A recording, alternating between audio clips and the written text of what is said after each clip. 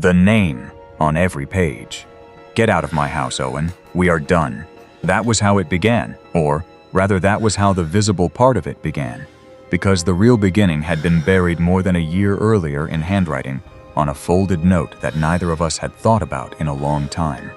But on that Tuesday evening in November, it was only those 7 words spoken by my wife in the front room of the Lincoln Park townhouse we had shared for 7 years, with a bottle of expensive champagne sweating in her hand, and another man's arm wrapped low around her waist.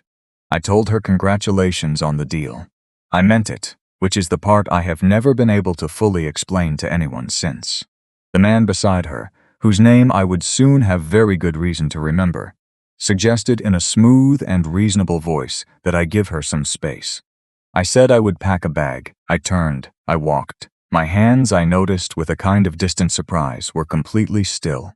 Upstairs, in the bedroom, while I was pulling a duffel from the closet shelf, a folded piece of paper slipped loose from between a stack of old documents and drifted to the floor.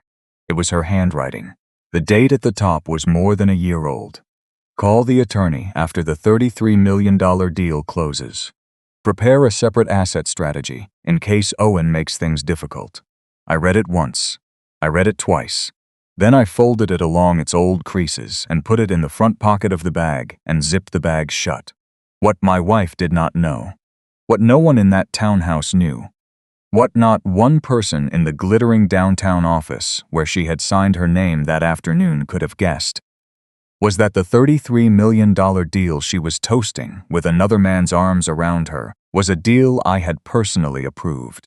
I had signed off on it weeks earlier under a different name, through a consulting firm she did not know existed. Her single greatest professional victory had been built, quietly and completely, on my invisible hands, and she had no idea. But we will get to that. My name is Owen. I am 38 years old. For most of my life, I believed one simple thing, which was that if you love a person well enough and long enough and quietly enough, they will eventually see it. They will look up one ordinary morning and understand what you have been doing all along. And they will be grateful, and the loving will have been worth it because it will finally have been witnessed. I was wrong about that. I want to tell you the whole of how I learned it.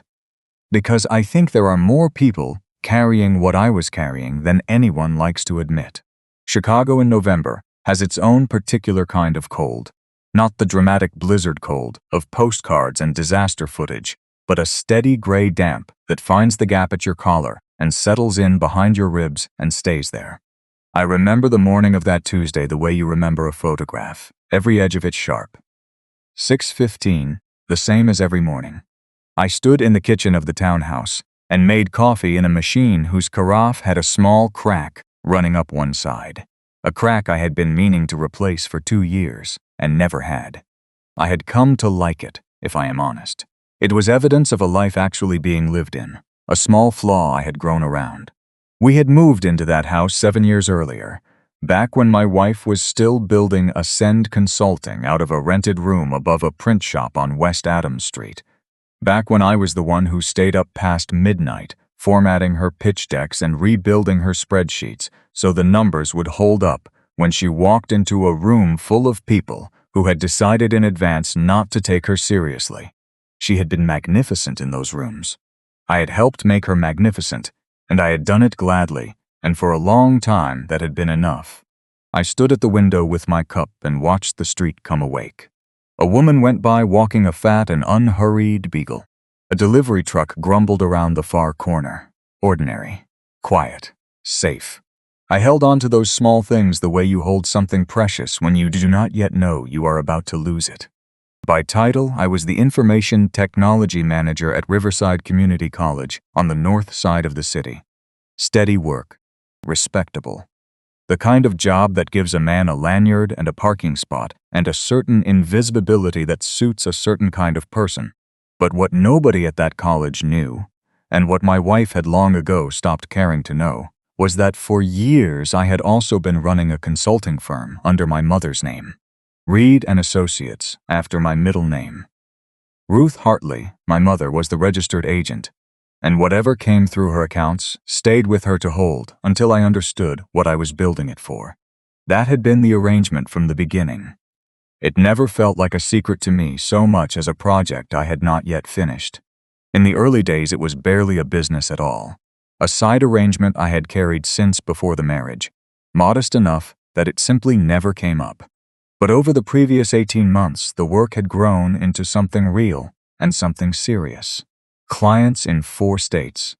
Due diligence reports on transactions worth more than some small towns. And by the time I fully understood what it was becoming, my wife's family had made it clear enough times, in ways subtle and unsubtle, exactly how they measured a man. And I had decided somewhere along the way that I would not hand them the satisfaction of knowing. Not yet. So the money stayed separate. The company stayed in my mother's name. And I kept building quietly, the way I did everything else. There is a thing that happens to a person who is consistently made to feel that his worth is conditional, tied to his income or his status or somebody else's approval. He tends to do one of 2 things. He collapses inward, or he quietly builds. I built. I did not know. That gray Tuesday morning at the cracked carafe, that I had spent 3 years quietly building the exact thing that would be standing under me when the floor gave way. That evening I came home early. The signing had been scheduled downtown, at the Halstead Global offices on a high floor of a glass tower in the West Loop, and I had assumed the townhouse would be empty for hours. I had come home only to change, to sit for a while in the quiet of my own kitchen before the celebration I had not been invited to attend. But the front door was unlocked, and from the hallway I could already hear the sharp, bright pop of a cork, and a laugh I had not heard from my wife in a long time. A laugh with all its old brightness in it. I stepped into the living room. Vivian was standing in the center of it in the navy blazer she saved. For the moments she called the ones that matter, her hair perfect, her whole body lit with the particular glow of a person whose long labor has just landed squarely in her open hands. She looked beautiful. I want to be honest about that, because it would be easier to tell this story if she had looked like a villain, and she did not. She looked like everything she had ever wanted, arriving all at once. And then I saw him, Grant Sinclair, 40 years old, a suit that cost more than my monthly salary, the easy posture of a man who walks into every room as though he already holds the deed to it. His hand was resting low on my wife's back. Not the way a colleague rests a hand, not the way a friend does. Lower than that, and more certain than that, the hand of a man who had stopped pretending some time ago, and had simply been waiting for the rest of us to catch up. Vivian saw me, and the laughter stopped. "Owen, I did not know you were home early. Not come and celebrate. Not you will not believe what just happened." Only that, flat and careful and precise, the voice of a person recalculating in real time, not the voice of a person surprised. I told her congratulations. I told her I was proud of her, and God help me, I meant every word of it. Because 7 years does not drain out of a man in a single evening, no matter how the evening goes. She folded her arms across her chest, and it was in that motion that I noticed her left hand, and the ring finger on it, and the pale band of skin where a ring had been that morning, and was not there now. "Owen," she said, "I want a divorce." Just like that. No prelude. No tremor. She said it the way a person announces a quarterly decision in a boardroom. Clean and final and plainly settled long before this room, long before this evening, long before I had walked through my own front door. Grant did not say anything. He stood a little behind her with a small and patient smile on his face, the smile of a man watching a formality reach its natural conclusion, a man who has already read the last page and is only waiting for you to turn it. He suggested, in a voice designed to sound reasonable, that I give her some space. I said I would pack a bag. I went up to the bedroom and I pulled the duffel from the closet shelf, and I began slowly and deliberately to fill it. My hands were steady, and the steadiness surprised me, and I have thought since that it was the particular stillness that comes over a man, when his mind is working so hard that there is nothing left over to make the rest of him shake. I moved through the room the way you move through a house you already know you will not sleep in again. That was when the note fell. It slipped from between a stack of old warranty papers and tax folders on the shelf. A single sheet folded in thirds, and it landed at my feet, and I picked it up before I understood what it was. Her handwriting. The date at the top from more than a year before. Call the attorney after the $33 million deal closes. Prepare a separate asset strategy in case Owen makes things difficult. I read it twice, and then I sat down on the edge of the bed, just for a moment, with my hands in my lap and the note held loosely between two fingers, and I let the sound of Vivian and Grant, talking softly downstairs, drift up the stairwell like a conversation from someone else's life entirely. I sat there for perhaps 30 seconds, and I let it be exactly as bad as it was. I did not soften it. I did not tell myself a kinder version. I let it be true. Then I stood up. I folded the note back along its creases and put it in the front pocket of the bag, and I finished packing. I want you to notice the phrasing of it, because I have turned it over 10,000 times since. If Owen makes things difficult, not if Owen is hurt, not if Owen deserves more, not if Owen has questions. The words recast a husband of 7 years as an obstacle to be managed, a variable in a spreadsheet, a difficulty to be planned around. It is easy to be cruel to a difficulty. It costs the conscience nothing. That was the sentence that told me she had not decided this tonight. That she had been building the exit for more than a year, drafting the strategy while I was still carrying her coffee up these same stairs on Sunday mornings. I zipped the bag. I could hear them still talking below, low and easy, and I did not try to make out the words. I walked out of the bedroom and down the hall and past the living room without turning my head, and I opened the front door and stepped out into the cold November street. And I did not look back. The maple at the curb stood bare. The streetlights were just beginning to flicker on, one and then another down the block, uncertain in the dusk. I stood on the sidewalk with the bag at my feet and breathed in the cold until it reached the bottom of my lungs. And I let one single thought settle quietly into place, the way a stone settles to the floor of a still pond. She has no idea what she has just set in motion. My father, Walter Hartley, has lived in the same brick bungalow on West Ainsley Street in the Rogers Park neighborhood for 31 years. The porch swing out front has needed a new hinge since sometime in the early 90s, and he has never once been in a hurry to fix it. A creaking swing keeps a man humble, he likes to say. And standing on his front step that November night, with a duffel bag in my hand and no real plan behind it, I finally understood what he had always meant. He opened the door before I could knock. He had seen my headlights from the window. He did not ask a single question. He simply stepped aside to let me in and went to the kitchen and made us both a cup of tea with far too much sugar in it, the way he had done since I was a boy, small enough to need a chair pushed to the counter. We sat at his old kitchen table under the overhead light that has always made everything in that room look a little warmer than it actually is. I told him everything, the champagne, the other man's hand, the note on the shelf. He listened without interrupting once, which is its own kind of gift. And when I had finished, he wrapped both of his big hands around his mug and looked at me the way a father looks at a son. When he is choosing his words, the way a careful man chooses tools for delicate work. Do not let anybody make you feel small, son, he said. We build homes on respect, not on who brings in the larger check. They were simple words. But in that kitchen, at that hour, with the November wind working at the loose hinge of the swing outside, they reached somewhere in me that had been cold for a long time. What my father handed me across that table was a thing I have come to think of as mirrored dignity. He reflected my own worth back at me at the precise moment I had lost the ability to see it for myself. Every person needs someone who can do that.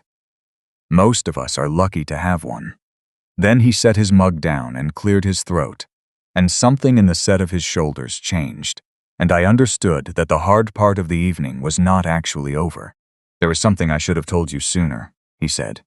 About 5 weeks ago, Vivian's brother called me. Damon. He was asking questions, whether you had private investments, accounts outside your college salary. Anything with your name on it that he might not know about. I did not answer him, understand. But the way he asked Owen, it was not idle. It was not a man making conversation. He was looking for something specific, and he was looking for it before that deal of hers had even been signed. I sat very still, 5 weeks earlier, that meant my wife's family had been quietly mapping my finances, walking the perimeter of my life, and testing the fence for weak places, while she was still wearing her ring in public, while she was still texting me from business trips to say she missed me, while I was still packing her carry-on bag the night before her early flights, folding her good blouse in tissue so it would not wrinkle. The surveillance and the affection had been running at the same time, on parallel tracks, and only one of them had been real. There is a name for that, for the quiet monitoring of a partner's finances, while the outward marriage is maintained intact and smiling. It is a form of control, and it is colder than an affair, because an affair is at least a loss of discipline, a failure of will, and this was the opposite of that. This was discipline. This was patience. This was a plan. I did not sleep that night. I lay in my father's guest room, the same pale blue walls I had slept beneath as a teenager, the same faint cedar smell coming out of the closet, and I stared at the ceiling and let the full shape of the thing settle down over me like snow. This was not a woman who had fallen out of love and made a painful and human decision. I could have survived that. I might even have understood it. This was organized. This was deliberate. This was timed, down to the closing of a deal that, though none of them could have known it, I myself had quietly helped to approve. Morning came gray and slow. I drove to the college because I did not know what else to do with my hands. And there, on the worst week of my life, the Human Resources Office confirmed my promotion. Director of Information Technology. $92,000 a year, effective immediately. Good news arriving at exactly the wrong time, sitting in my palms like a gift in a language I could no longer read. Marlene, the Human Resources Coordinator, the one who kept a dish of peppermint candies on the corner of her desk without fail, congratulated me warmly. Then she lowered her voice and glanced once at the open door. "I want to mention something," she said, "that may feel relevant to you now. About 3 months ago, we received a formal records inquiry from a law firm. They cited your wife's company on the letterhead. And separately, maybe 6 weeks back, there was a phone call. A man named Grant Sinclair, asking questions about our information technology staff. About you specifically. That call is the one that stayed with me. I did not flag it at the time. I think now that I should have." I thanked her. She offered me a peppermint. I took it without thinking and carried it the whole walk back to my office and set it on the desk and never unwrapped it. It is probably still in a drawer somewhere. Grant Sinclair had called my college personally, 6 weeks before the divorce was ever spoken aloud in my living room. He had not simply been helping my wife plan a graceful departure. He had been working methodically to salt the only ground I had left to stand on. The call had been about establishing what I earned and what I was worth in the eyes of my employer, and how much noise a man like me might be able to make before they could arrange for no one to listen. There is a name for this too: a financial ambush. The entire purpose of it is to make certain the other person walks into the process already beaten, stripped in advance of documentation and credibility and leverage, so that by the time the first paper is filed, there is nothing left in his hands to bargain with. It is not a fight. A fight assumes 2 people swinging. This is arranged so that only one person ever knew there was a fight at all. That night, at my father's kitchen table, I opened my laptop and began to pull on threads. Old emails. Financial records from the years when I had managed my wife's early company accounts, back when Ascend was 3 people and a leased copier. Consulting files from Reed & Associates, the invisible firm with my mother's name on the door. Before I did any of it, I thought for a moment about a Saturday 8 months earlier. Vivian's personal assistant, a quiet and careful woman named Nina Alvarez, had texted me on a weekend to say her work laptop had died and she had a filing deadline on Monday she could not miss. Vivian was out of town. Nina was a single mother of a boy in the C-section grade, and she had said the word deadline the way people say it when a paycheck is standing behind it. And so I had driven across the north side to her small apartment and fixed the machine in about an hour at her kitchen table, while her son built a fort out of couch cushions in the next room. She had offered to pay me. I had told her not to worry about it, that it was just the sort of thing I did, and I had meant it. And I had not thought about Nina Alvarez once in the 8 months since. People like me rarely keep an accounting of the small kindnesses. That is what makes them small. It is also, it turns out, what makes them matter. Then, at 11:47 that night, my phone buzzed on the table. An unknown number. 4 words only. She thinks you are broken. Do not make this easy for her. I stared at it for a long time. I did not know the number, and I did not recognize the phrasing, but something in it stopped me cold, because it was the kind of thing a person sends only when they have been watching from very close range for a very long time and have finally decided the moment has come to speak. I did not answer it. I filed it away with everything else and went back to the laptop, because I already had more than enough in front of me to manage. What I found over the next 3 hours was worse than I had expected, and exactly as bad as I had feared. 18 months earlier, my wife had made a small and human mistake. She had meant to forward an email chain to her attorney, and had struck reply all instead. And my name had been sitting on the thread, and the message had come to me along with everyone else. I had archived it that day without reading it closely, the way you set aside something that looks like ordinary business. That night, in my father's kitchen, with the refrigerator humming and the porch swing creaking faintly in the wind, I opened it and I read every single word. They had been planning the divorce for 14 months. Vivian's mother had been part of it from the very beginning. Damon, the brother, had been running the financial reconnaissance, the calls and the inquiries, and the quiet mapping of accounts.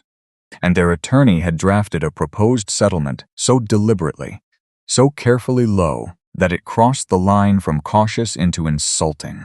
A number built not to reflect anything like fairness, but to reflect precisely how little they believed I would fight. One line from the attorney's memo has stayed lodged in me like a splinter. Given his salary and the absence of any documented outside income, our assessment is that he will accept rather than litigate. I read that sentence 3 times.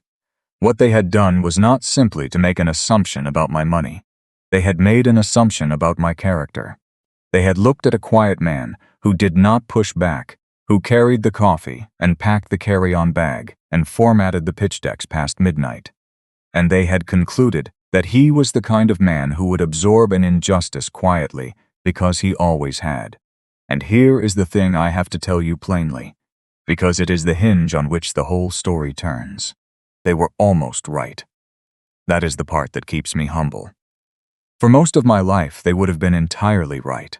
The only difference, the single thread of difference between the man they had planned around and the man who was actually sitting at that table, was a consulting firm registered under a different name, and 3 years of quiet, invisible building that none of them had ever thought to look for. My father came into the kitchen around midnight in his old robe. He looked at my face, and he did not say anything. He put one hand on my shoulder briefly, the weight of it steady and warm, and then he went back to bed. That was all I needed. That was the whole of the medicine. I closed the laptop. I sat in the stillness of that old kitchen, the refrigerator humming its one low note, the swing outside keeping its slow, uneven time with the wind, and I made a decision. It was not revenge. Revenge was never in me, and I want to be careful about that word, because what came after was not that, whatever it may look like from the outside. What I decided was simpler and harder.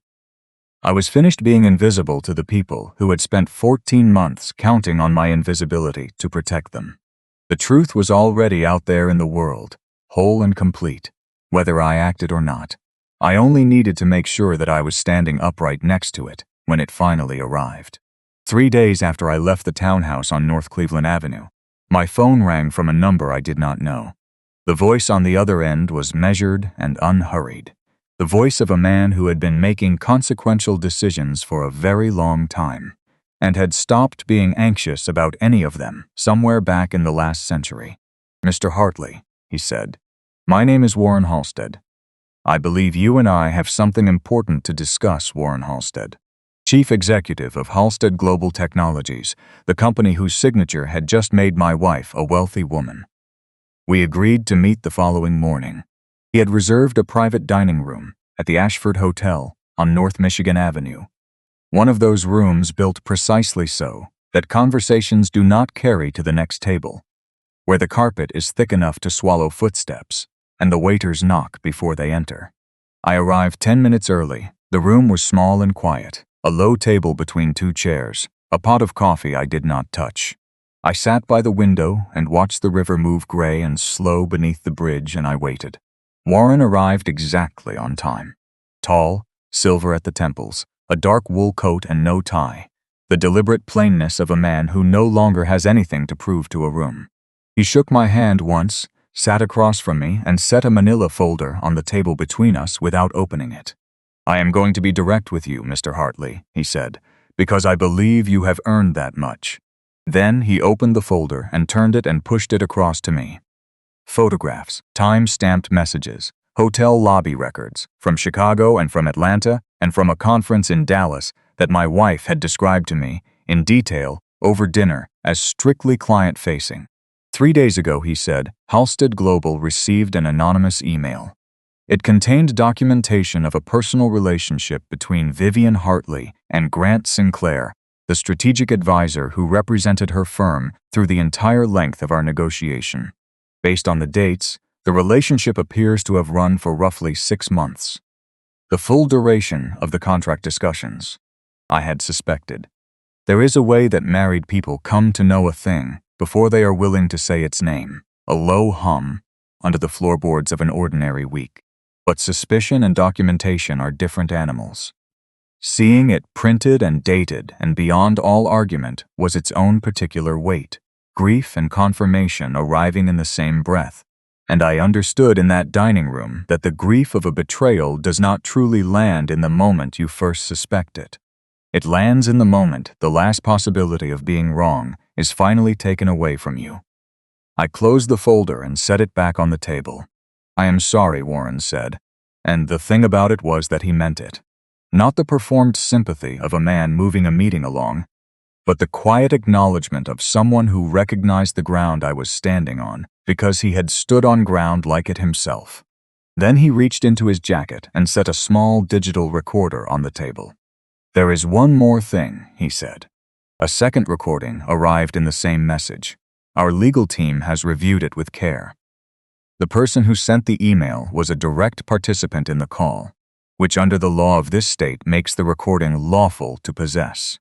We are advised we can use it as context for an internal governance review, though not as evidence in any court.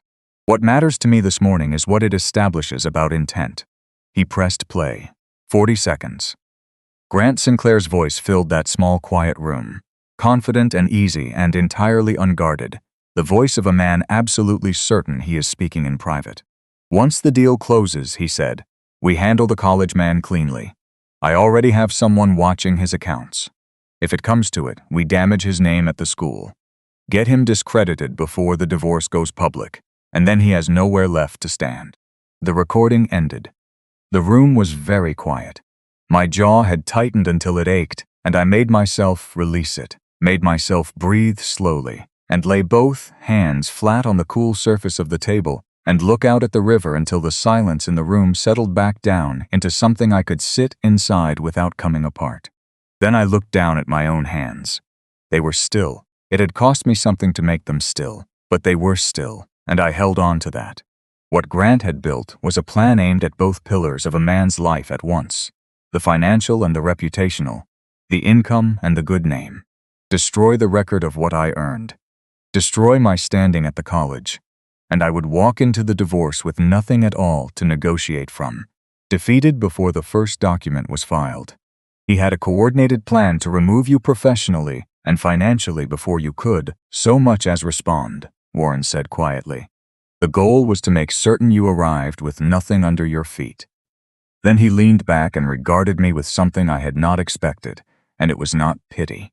It was a measured and careful respect, the kind a man extends to someone he is still quietly evaluating. "Mr. Hartley," he said, "we know who you are. Both of who you are." He let that sit a moment. "You are Owen Hartley, husband to Vivian, and you are also Owen Reed, the senior consultant retained by Halstead Global through Reed and Associates, the firm registered under your mother's name.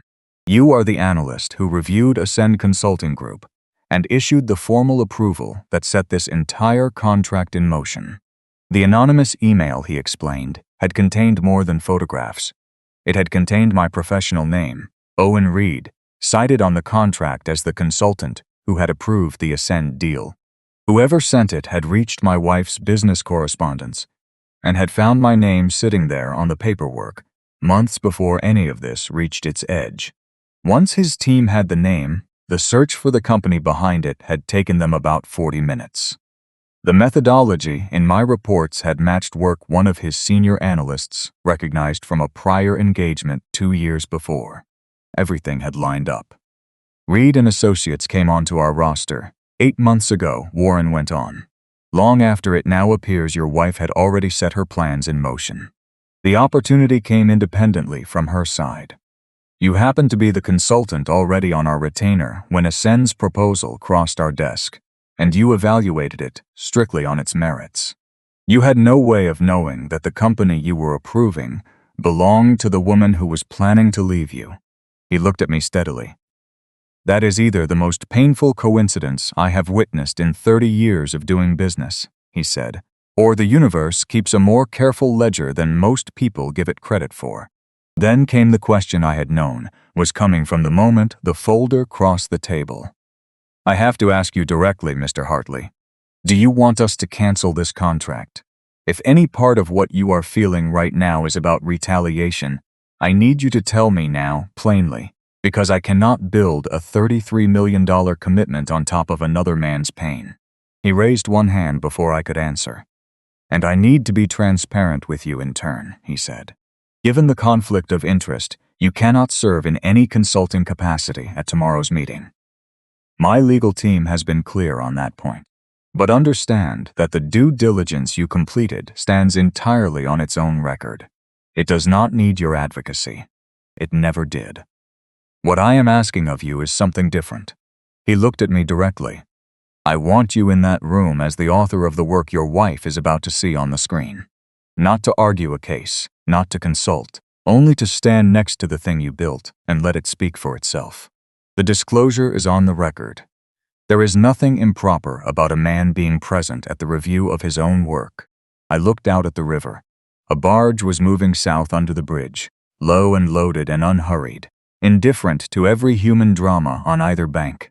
Part of me, and I will not pretend otherwise, wanted to watch the whole thing come down. Every dollar of it.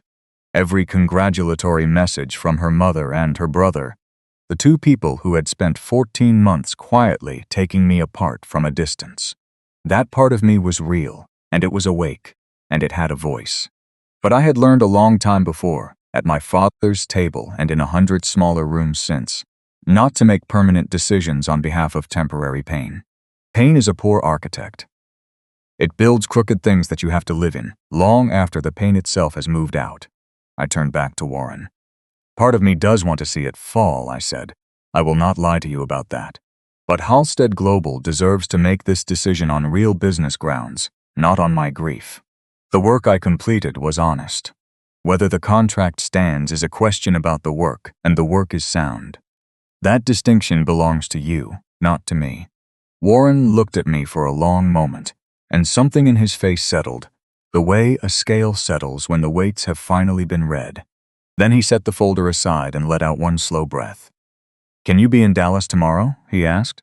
I looked at him across that small quiet room in the gray November light coming off the water, in a city that had spent 3 days breaking my heart with great efficiency. And I said the only thing I had left in me to say. Yes, I packed one bag for Dallas, my father's watch, one good shirt, my laptop. The flight left the airport at 6:15 the next morning, the same hour I had stood at the cracked carafe a lifetime earlier, and I watched Chicago fall away beneath the wing and disappear into the cloud deck, and I let myself feel, fully and without flinching, everything I had been holding at arm's length for 3 days.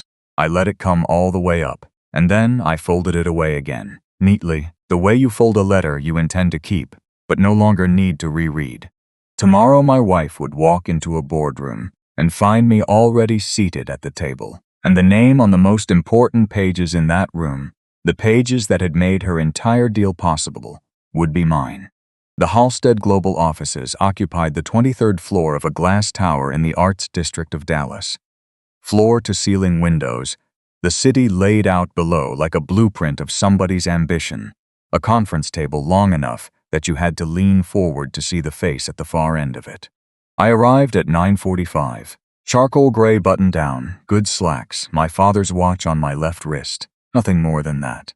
I took the chair Warren indicated, near the center of the table, facing the door, and I folded my hands in front of me, and I waited. At 10 o'clock exactly the door opened. Vivian walked in wearing the navy suit, the tailored one from the shop on Michigan Avenue, the one she kept for the meetings she called the ones that matter. Her portfolio was under her arm, her posture perfect, her stride carrying the full authority of a woman who expects every room to receive her on her own terms and has rarely been disappointed. Grant Sinclair followed half a step behind her. She was already extending her hand toward Warren, her smile assembled and professional and bright, when her eyes traveled the length of the table and landed on my face. The smile did not fall. That is the thing I remember most clearly. It froze instantly and completely, like a photograph taken at exactly the wrong moment, her hand still suspended in the air. Warren mid-reach to meet it. Grant paused behind her shoulder. 3 full seconds of absolute stillness, and in the corner the court reporter's small machine, ticking softly along, indifferent to every bit of it. Then her hand came down. What happened in those 3 seconds is a thing that occurs when reality refuses to match the model a person has been carrying in their head. She had walked into that room holding a story. She was the chief executive. This was her deal. Owen was a matter already managed and moved safely into the past. And in 3 seconds, every load-bearing wall of that story came down at once, silently, from the inside. Warren moved as though nothing at all unusual had happened. "Miss Hartley, Mr. Sinclair," he said, "thank you for making the trip. Please sit." They sat. Vivian chose a seat diagonally across from me and did not look at me again. Her jaw was set, her expression carefully managed, and very nearly successful. Betrayed only by the leather portfolio she held, pressed flat to the table beneath both palms, holding steady something that very much wanted to tremble. Warren opened the meeting without ceremony.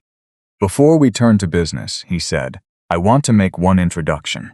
This is Owen Reed, senior consultant with Reed & Associates, retained by Halstead Global throughout the evaluation and approval of this contract. He was the primary analyst on the Ascend Consulting due diligence report. He is here today as a witness to the integrity of that work, not in any consulting capacity. Our legal team has noted the conflict of interest, and it is on the record. He will not be speaking to the business case. He will simply be present while the board reviews the documentation." He paused. "Owen Reed is also, as some of you may now be piecing together, Owen Hartley, Miss Hartley's husband." One board member set his pen down very carefully on the table, as though it had suddenly become fragile. Another shifted her chair a few degrees. The court reporter's machine kept its steady tick, impartial and unbothered, the only thing in the room with nothing at stake. Warren picked up the remote. The projector woke and threw its light against the far wall. On the screen came the full due diligence report, 47 pages, and there on the cover, and on the executive summary, and on the financial risk assessment, and on the leadership evaluation, was the name Owen Reed, with my signature beneath it.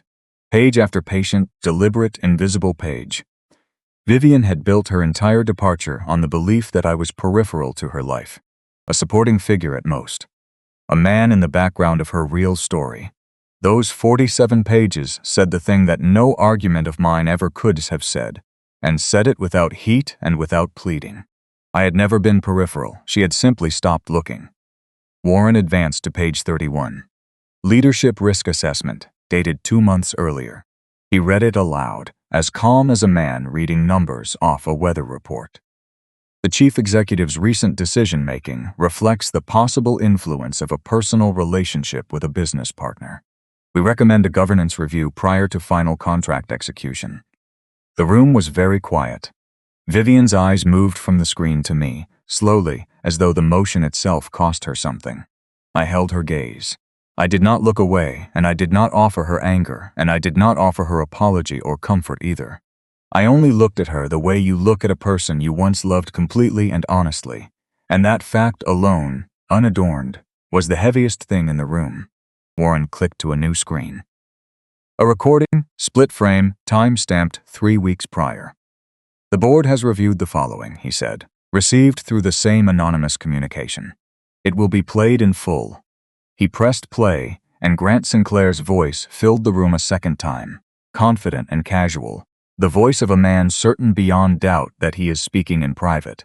After the deal closes, we pressure him to sign whatever we put in front of him. If he refuses, we go to the second plan. We damage his name at the college. I already have someone in position. Once he is discredited, the settlement rights itself. He will not know what hit him. 38 seconds, then silence. Watch Vivian in that moment, because it is the hinge of everything that follows. When Grant's voice filled the room, she did not look at the screen. She looked at Grant, and what crossed her face was not the anger of a woman caught inside someone else's scheme. It was the slower, colder recognition that she had never been a partner in the plan at all. She had been its instrument. Grant had not been conspiring with her. He had been conspiring through her. She turned and looked at him slowly, completely, with an expression I had never once seen on her face in 8 years of marriage. Not fury, something colder than fury and far more devastating. The look of a person who understands with total clarity and in front of witnesses that the man beside her had never been building anything with her. He had been building through her, and around her, and in the end entirely without her. One of the Halstead attorneys spoke, evenly and without cruelty. Mr. Sinclair, given the content of this recording and the undisclosed personal relationship maintained throughout the negotiation, Halstead Global asks that you remove yourself from this meeting and from any further representation of Ascend Consulting in this matter. Effective immediately. Grant started to speak. He stopped. He looked at Vivian once, searching her face for something, an alliance, a lifeline, any signal at all. She did not look back at him. He stood. He buttoned his jacket with the deliberate care of a man trying to preserve the last small fragment of his dignity. And he walked to the door, and it closed behind him with a soft and final click. One empty chair. The court reporter's machine kept ticking. Even in the middle of his collapse, the performance went on, because he had never been in any of it for love or for loyalty. He had been in it for position, and when the position was gone, all that remained was the careful buttoning of a jacket on the way out. Vivian sat for a moment with her hands flat on the table. Then she straightened her spine, and I watched her physically gather herself from the inside out. And she turned to Warren and asked, in a steady voice, what Halstead's conditions were. He laid them out without ceremony. A full independent governance audit of Ascend's contracting process, conducted by a third-party firm of Halstead's choosing. A formal written termination of Grant Sinclair's involvement with any Halstead-facing work, effective immediately. And her personal cooperation with the review. Then he added one more thing, and this one, he said, was not a demand.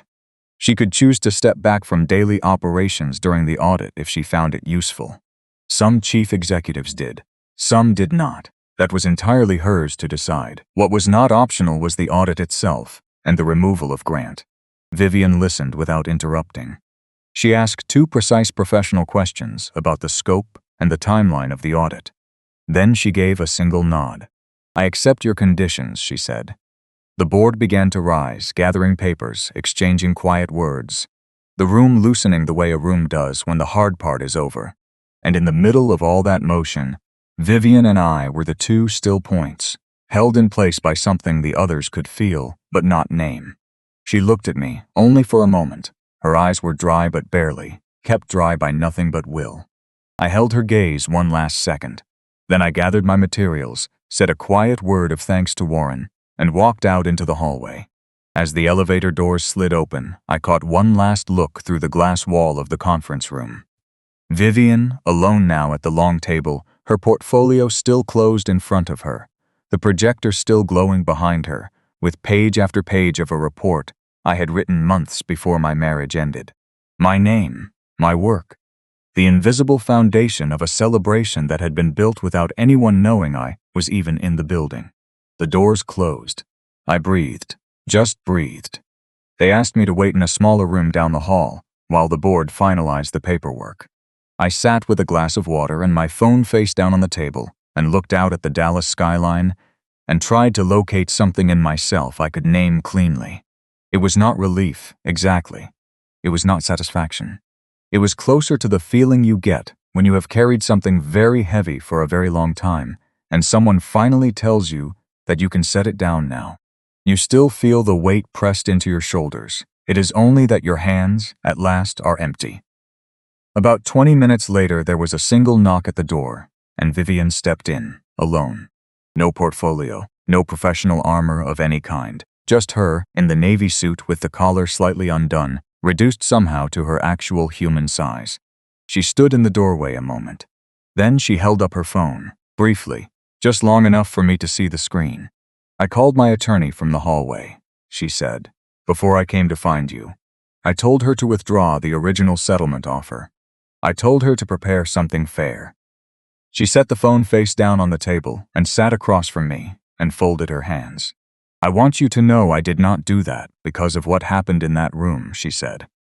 "I have been moving toward it for 3 weeks, since I found what Grant had tried to sign away behind my back. That was the moment I finally understood what I had actually been building my life around. Not freedom, not ambition. A man who saw everything in my world as an asset to be pulled out and carried off. Including me, including my company, including you." She looked at me directly. "I wanted you to hear it from me that it was my decision. Not consequence. Not legal pressure. Mine. There is a moment when a person has held a performance together under enormous pressure for a long time, when they finally let it go, and everything they have been bracing comes down all at once. I watched it happen across the table. I sat with for a long moment. Outside the window, Dallas glittered in the midday sun, radiant and completely indifferent to either of us. There was a version of that moment I could have picked up and used as a weapon. The irony of it had edges I could feel. She had protected herself from Grant, using something I had given her. At the very same time, she was executing a plan designed to leave me with nothing. I could have named that out loud. It would have been true, and it would have drawn blood. But I will be honest with you, hearing her say what she said cost me something. And it was not anger. It was the more complicated grief of realizing that the best of what I had given a person was still alive and working inside her, still protecting her, long after she had stopped protecting me. I let that feeling move all the way through me. Then I set it down. "I do not want to destroy you, Vivian," I said. "I never did. I only need you to understand what you threw away." She did not deflect it. She let it land, all the way to the floor. 3 weeks before the deal closed, she said after a while, Grant came to me with paperwork. Restructuring documents, he called them. Standard procedure before a major contract, he said. He needed my signature on a few asset transfer forms. I skimmed them. I signed one without reading it carefully enough. 2 days later, I went back and read what I had actually signed.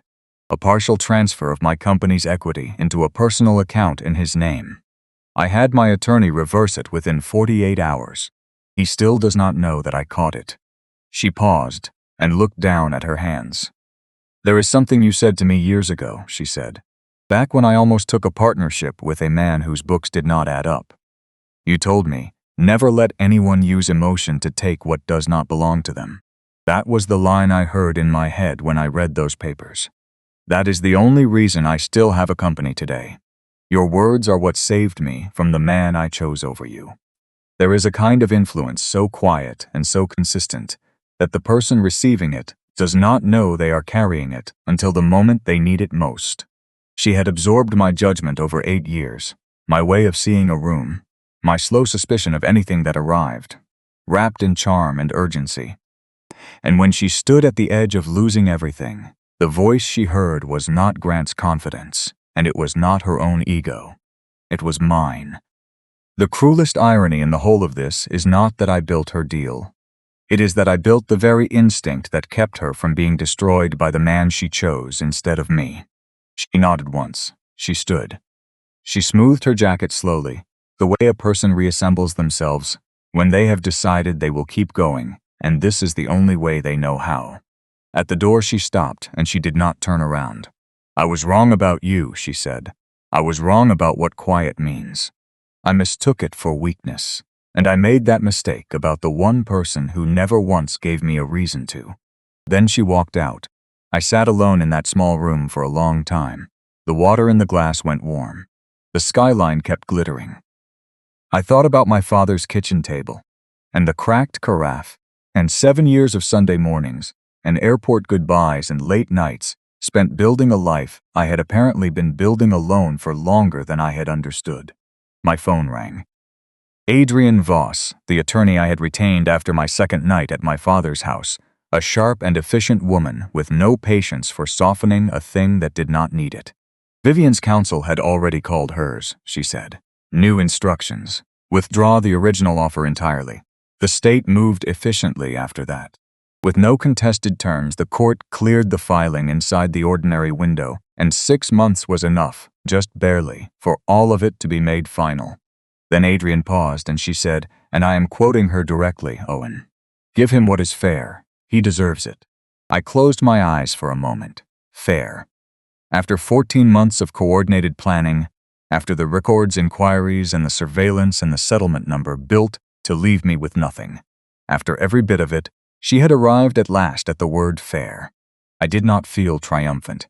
I felt something quieter and more complicated than that, the particular ache of a truth that arrives just in time to make everything clear, and just too late to save anything. "Thank you, Adrian," I said, and I hung up, and I put on my jacket, and picked up my bag, and walked to the elevator, and pressed the button for the lobby. Going down, and for the first time since that Tuesday evening in November, I did not feel like I was falling. 6 months later, I was living in Dallas, a second-floor apartment on a quiet street with big east-facing windows that filled the rooms with morning light, warm and steady and generous. The way good things tend to arrive once you have finally stopped bracing for the next blow. A solid kitchen, a reading chair I found at an estate sale one Saturday and hauled home in a borrowed pickup. I had accepted a permanent position at Halstead Global as a senior strategy consultant. My real name on the contract this time, both names, finally the same man on the same page. I called my mother the week I signed the offer letter and told her everything, Reed and Associates.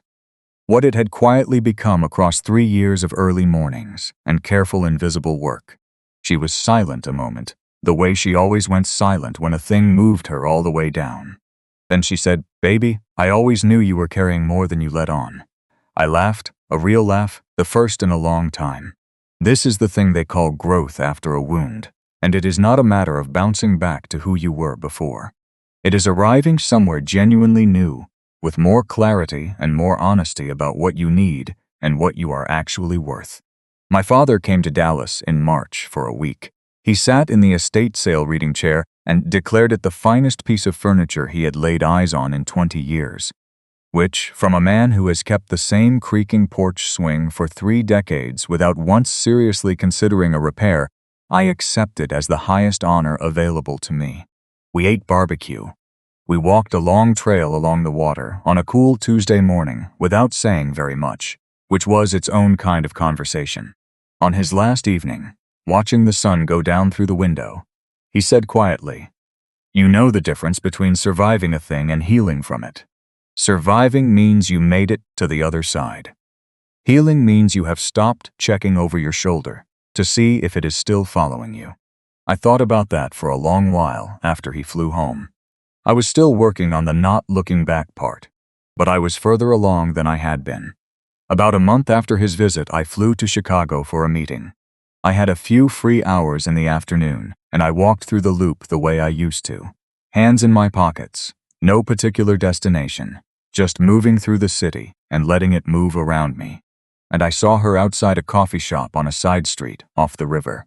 Vivian, sitting alone at an outdoor table in the April chill, a plain cream sweater, no leather portfolio, an ordinary black coffee held in both hands. She looked human. Genuinely, unguardedly human, in a way the woman I had lived with for 8 years had carefully armored herself against. She saw me in the same instant I saw her. I walked over and asked if I could sit for a few minutes, and she nodded. She told me the audit had concluded cleanly, that she would return as chief executive the following month. Her voice was steady, but the performance was entirely gone from it. No polish, No positioning. Only the plain facts of where things stood, reported by a person who had finally run out of reasons to manage how they sounded.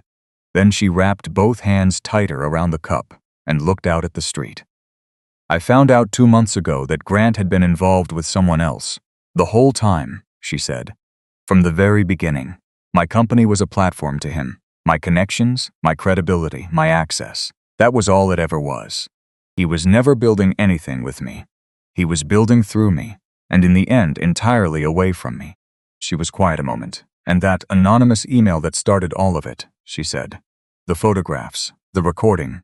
I assumed for a long time that someone sent it to help you. I was wrong about that too. It was Nina, my assistant. The woman whose laptop you drove across the city to fix for free on a Saturday morning, 8 months before any of this began.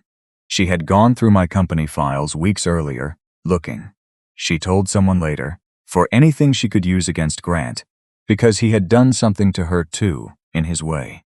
What she found instead was the Halstead contract and your name on it. She filed it away and she waited for the right moment. She sent that email to destroy Grant, not to save you. We were only the story he happened to be standing inside when she was finally ready to move. She looked at me with the brightness of a person holding back something that badly wanted to spill over. I destroyed my own marriage with my own hands, she said. I chose ambition and I chose wrong. And it turns out I was a piece on someone else's board the entire time. In every direction I look, I chose the wrong person. I sat with all of it. The city moved around us. A pigeon walked its small determined circles near our feet. Somebody's phone rang nearby and went to voicemail, and the world simply kept going. I did not comfort her because that would have been dishonest, and she deserved better than a dishonest comfort even now. But I had no cruelty left in me either. I had set it down somewhere on the 23rd floor of a glass tower in Dallas, and I had no interest at all in going back for it. I hope you find peace, Vivian, I said, and I genuinely meant it. She nodded once and looked back out at the street. I stood, and I put my hand briefly on the back of the empty chair beside me, not on her shoulder, only the chair, and I walked away into the April afternoon. I did not look back, not once. There was one more thing I did quietly, because it was the only part of the whole long year that felt like it was truly mine to give. I found Nina Alvarez. She was between jobs by then, the way people become between jobs when they have done a dangerous and necessary thing inside a small world that punishes it. I did not send her money because I had learned from watching my mother what money sent from above does to a proud person, how it can land like a judgment even when it is meant as a gift. Instead, I did what I actually knew how to do. I gave her name and my honest word behind it to 3 firms that owed me a fair hearing, and I told them the plain truth that she was careful and loyal and that her son would never once go hungry on her watch if she could help it. She took the second offer. She never knew that the free repair on a Saturday 8 months before had come back around to stand under her the way my father's kitchen had once stood under me. That is the part of a story the cameras never come back for, because there is no cruelty in it, and so the world sees no reason to look. That night, back in Dallas, I opened my phone and found the unknown number, Nina's, though I had never confirmed it and did not need to now, and I deleted it. I sat in the estate sale chair by the east window. The Dallas sunset was doing something extraordinary, deep orange bleeding into rose, and at the very edge of the horizon, the thinnest line of violet, like the last word at the end of a very long sentence. I watched it the way you watch a beautiful thing you already know will not last. And I thought about what my father had said the last time we talked on the phone, while I was making dinner and he was half watching a ball game.